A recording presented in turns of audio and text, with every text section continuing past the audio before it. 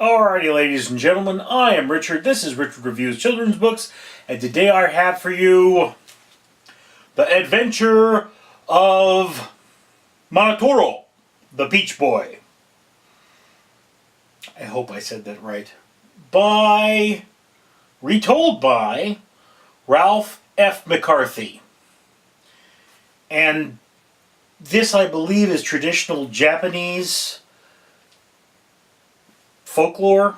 It is about a couple that had no child. This giant peach floats down the river. The mom picks it up and it opens and there's a baby. And now she's got the Peach Boy, who is the strongest boy in the land.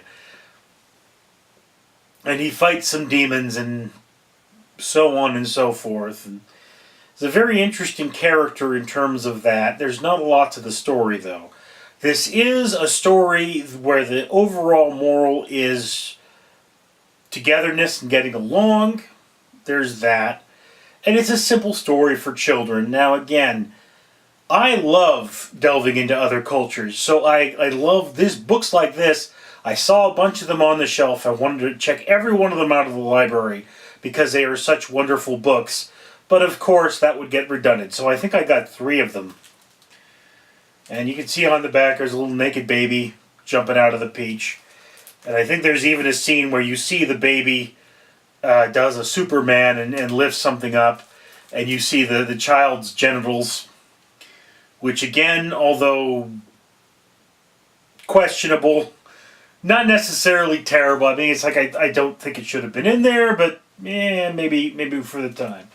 But yes, this is a Japanese / realistic style, so you can tell the influence of the original, but there's a lot of Japanese art where the brushstrokes are very clear, and that's because they do calligraphy, and the calligraphy is part of their culture. Their writing is a form of calligraphy, so you see the brushstrokes tend to be very clear in that, where in this I believe the same types of color pigments are used, but the brush strokes are very realistic. I think these are inkings. I'm not dead sure, but paintings done in ink. And again, beautiful, beautiful full color style with demons and monsters and such. And there is, in a foreign language, I'm assuming it's Japanese, I don't really know.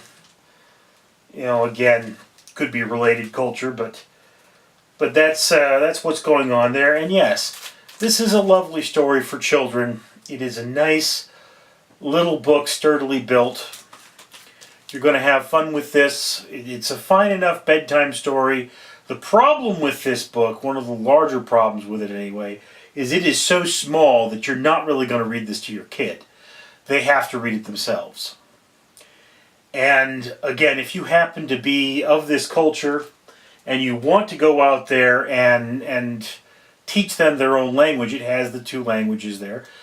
But further along the lines, it's just that it's hard for the parent to interact with the child while reading because the size of this book, simply the size of the book, makes that prohibitive. And again, if you want to just get this for your child, it's a little bit more advanced. I think a first grader should have no trouble with it. Maybe even a kindergartner.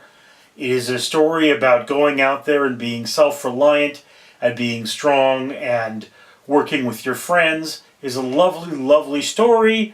It's got that limitation of you're not going to sit there and read this to your kid because they won't be able to see it. Even if they're sitting on your lap, it's really, really small.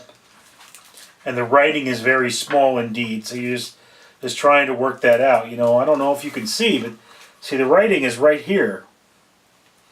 And that even looks like 12-point font. So it's very hard to read for somebody that maybe has eyesight problems. It's not really a book that 2 people can enjoy, and that's a limitation with children's books. But that is just my opinion, and I'd love to hear yours down in the comments below. I am Richard Leland Neal.